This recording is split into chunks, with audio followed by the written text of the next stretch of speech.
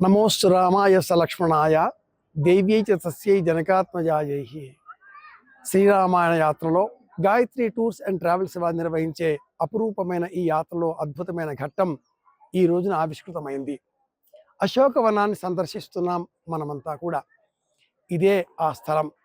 సీతాదేవి ఇక్కడే కూర్చున్నది అంటూ అర్చకులు వివరిస్తున్నారు. లోన ఆంజనేయ స్వామి వారి పాదముద్రలు కూడా మనం చూడగలుగుతున్నాం. వారి పాదముద్ర పడిన స్థలాన్ని ప్రత్యేకంగా ఒక పర్యాటక క్షేత్రంగా మలిచారు ఇక్కడి నివాసులు. సుందరకాండలో 15వ సర్గలో సీతాదేవిని సందర్శనం చేసుకుంటాం మనమంతా కూడా. పంచదశి మహామంత్రంలో 15 అక్షరాల ఆ మూల స్వరూపమంతా ఈ అమ్మవారు సీతాదేవి. అవి 15 అక్షరాలు. ఈ సర్గ 15వ సర్గ సుందరకాండ. అమ్మను దర్శించామంటే ఆనందాన్ని పొందినట్లుగానే మనం భావన చేయాలి.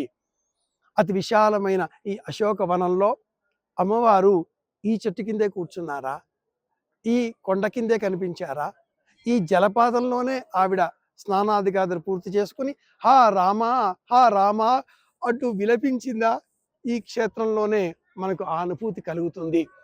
విశ్వాసాలకు చరిత్రలకు దూరం. చరిత్ర కావచ్చు, కానీ మన విశ్వాసాలను కదిలించే శక్తి ఎవరికీ లేదు. ఇది సీత నివాస స్థలం. ఇక్కడ చాలా కాలం ఆవిడ ఉన్నది. రామ రామ అంటూ జపం చేసింది. ఆంజనేయ స్వామి వారు వచ్చారు, అభయప్రదానం చేశారు.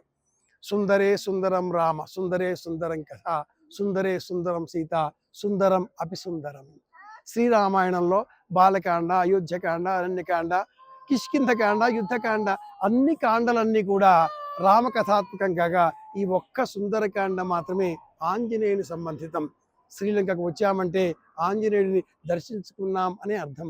ఈ క్షేత్రంలోనే ఆంజనేయుడి పాదముద్రికలు కూడా మనం దర్శించుకోగలుగుతున్నాం. ఈ క్షేత్రానికి ఇంత మహాత్మ్యం ఉంది. జై శ్రీరామ్. సీతా లక్ష్మణ భరత శత్రుఘ్న హనుమత్ సమేత సీతారామచంద్ర పరబ్రహ్మణే నమః. యావత్ స్థాస్యంతి గిరయః. ఈ ప్రపంచంలో కొండలు ఉన్నంతకాలం, నదులు ఉన్నంతకాలం రామాయణ కథ ఎప్పటికీ నిలుచునే ఉంటుంది. శ్రీరామ జయం, శ్రీరామ జయం, శ్రీరామ జయం.